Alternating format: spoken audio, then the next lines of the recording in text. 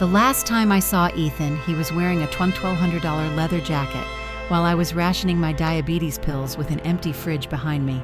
He left the front door swinging in the wind, music still thudding from the car he'd parked out front like some kind of trophy. I remember clutching the kitchen counter for balance, my vision tunneling as the room tilted sideways.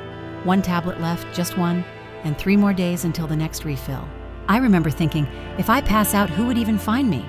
My name is Margaret Bennett. I'm 68 years old, a retired librarian, and a widow. I've lived in this same modest home in southern Ohio for nearly 40 years. It's where I raised my daughter Catherine, where I buried my husband Harold, and where I sat for hours staring at the front window after my son Michael died in a car accident I still can't talk about without trembling.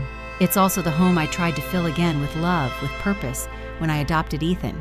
He was 10 the first time I saw him, standing on a crumbling front stoop as a social worker loaded his mother into the back of a police car. He wasn't crying. He wasn't speaking. He just stared into nothing with those hollow, stunned eyes. And something inside me cracked open. I told the caseworker, "He needs love. I still have some left to give." And I did. For years I gave Ethan everything I had. My home, my heart, my name. I bought him school supplies, drove him to appointments, cooked him warm meals even when he didn't say thank you. When he got older and struggled to find his way, I covered his rent, helped with his bills, and when he finally moved back in, I made room for him in my basement apartment like it was still my honor to shelter him. But something changed. Or maybe it had always been there, quietly growing like mold in the corners of our relationship. Ethan stopped looking for work, stopped helping around the house. He said he was working on something big, some kind of business idea that always needed a little more capital. And every time I hesitated, every time I asked questions, he reminded me of all the things I had promised him when he was just a boy. Now the power flickers when the microwave runs. My prescription refills are late more often than not. The fridge holds nothing but expired milk and condiment packets. And Ethan? He's been gone for 3 days after asking for the last of my pension to fix the car. I hear it late at night, revving into the driveway, like the engines laughing at me through the walls. I used to believe that love could fix everything, but I'm starting to wonder if love, without boundaries, just turns into something that swallows you whole. If this story touches something in you, if you've ever given until there was nothing left, please like, comment, and subscribe. You never know who might need to hear this today. The sound of Ethan's footsteps on the stairs used to comfort me. Now they made my stomach clench. He returned late that night after I got home from the hospital. I'd barely had the strength to sit upright, but the moment he heard the nurse bustling around in my kitchen, he materialized like magic, arms wide, voice bright. "Mom," he said loudly, "I was so worried about you." He offered the home health nurse a charming smile as he pulled out a chair for me, his hand firm on my shoulder like an anchor I hadn't asked for. After she left, his performance faded like the dimming porch light. He didn't ask what the doctor had said. Didn't notice the new bruises on my arms from collapsed veins. Instead, he disappeared into the basement, saying he needed rest. I was still sitting at the table when the house fell quiet again, my soup untouched, already cold. The next morning, Catherine walked through the front door with the same brisk energy I remembered from her college years, coat still buttoned, phone already out, eyes scanning the room like she was preparing for battle. We hadn't been close for a long time. Life pulled her away, and I hadn't exactly asked her to stay. "I'm staying through the weekend," she announced even before she sat down. "No arguments." I didn't have the strength to argue anyway. It didn't take her long to see what I'd worked so hard to hide. She opened the fridge. "Is this ketchup and expired milk?" she asked, eyebrows knitting. I laughed weakly. "I've just been too tired to shop." She didn't laugh back. As she moved through the house, opening cabinets, scanning piles of mail, her expression grew tighter. She found electric bills with red warning stripes, water shutoff notices, a medical collection notice I hadn't even opened. "Mom," she said, holding up a pharmacy receipt, "you've been skipping your insulin." "It's expensive," I said quietly, "and Ethan said he'd take care of it soon." Catherine looked at me, then sat down slowly across from me at the kitchen table. "Where is Ethan now?" I shrugged. "He comes and goes. He's working on something." Her jaw tightened. That night, after I'd gone to bed, Catherine stayed up. I could hear the gentle clicks of her laptop from the living room and the soft shuffle of envelopes being opened. When I came downstairs the next morning, she was waiting for me. "I need you to look at something," She placed a stack of printed bank statements in front of me. Line after line showed withdrawal after withdrawal from my pension account. ATM transactions I hadn't made. Online purchases I didn't remember. "I didn't buy any of this," I whispered. "I know," she said gently. "He did." She showed me 5 credit cards opened in my name, maxed out. One was used at a jewelry store the same week I'd pawned a pair of earrings to pay for my heating bill. Then came the real gut punch. "This one," she said, placing a single page on top of the pile, "is from the trust fund Dad left for Emma and Lily." I blinked. I didn't know that still existed. "It did," she said, her voice low. $20,000. He set it aside the year before he passed. It was supposed to transfer to me when Emma turned 12. I never saw it. I tried to remember. There had been a time, a few years ago, when I'd been sick with the flu. Ethan had brought me papers to sign. "Routine," he'd said. "Just renewing something from the bank." "I think I signed it over," I whispered, horrified. "I didn't read it." Catherine didn't say, "I told you so." She didn't have to. Her silence was heavy enough. I still wanted to defend him. "He's had a hard life," I murmured, like a prayer I'd repeated so many times it had worn smooth. She looked at me across the table, tears swimming in her eyes. "And what about your life, Mom?" she said. "What about everything you've given?" Later that afternoon, she insisted we check Ethan's basement suite. I hesitated. "That's his space," I started to say. But Catherine's look stopped me cold. "Mom, he invaded your privacy the moment he opened those accounts in your name." We descended into a different world. While the upstairs creaked with age, downstairs gleamed. A wall-mounted flat-screen TV, gaming consoles, designer sneakers still in boxes, shelves lined with colognes and watches and high-end electronics. I found a duffel bag with receipts for nightclubs and bottle service, a hoodie with a tag that cost more than a week's worth of groceries. None of it made sense. None of it matched the story he fed me about struggle and bad luck. Then Catherine lifted a floorboard near his mattress. Inside was a spiral-bound notebook. She flipped it open. It was filled with meticulous notes, my bank balances, dates of pension deposits, estimates of how much he could take without triggering an alert. Every detail laid out in neat, calculated lines. I stared at the pages as the world seemed to tilt again. But this time, I didn't reach for a wall to steady myself. Ethan hadn't just taken my money. He had mapped out my limits like a predator stalking prey.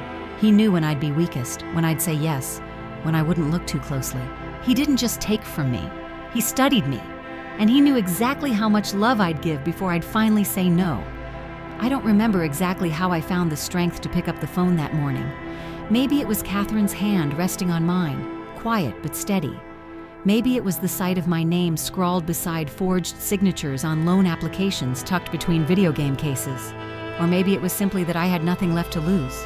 The financial investigator Catherine hired, a man named Mr. Green with graying temples and a calm, precise voice, sat across from me at his desk, flipping through the stack of documents with clinical efficiency. When he finished, he placed his pen down and looked me in the eye. "Ms. Bennett," he said, "this is elder financial abuse, textbook case, 5 credit cards, 3 personal loans, fraudulent refinancing applications, all in your name. You didn't just get taken advantage of. You were targeted."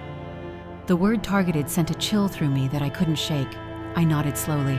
"I want to press charges." Once those words were out of my mouth, I expected to feel broken. Instead, I felt quiet, settled, like something inside me had finally stopped spinning.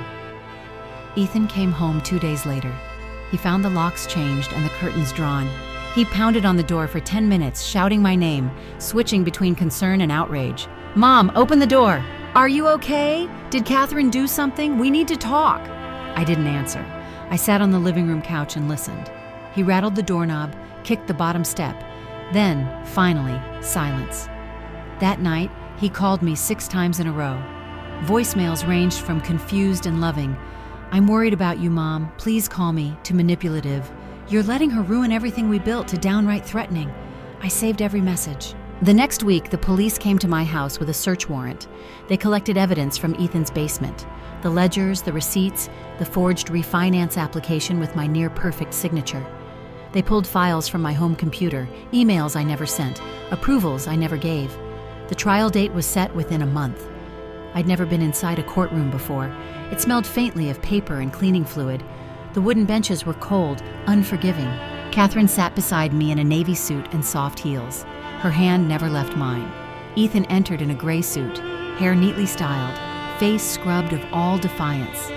He looked like the boy I remembered, but only if you squinted and ignored the smirk he gave the press table. He didn't look at me until I stood to testify. The prosecutor asked me to describe my living conditions during the time in question. I told the truth, voice steady despite the burning in my chest.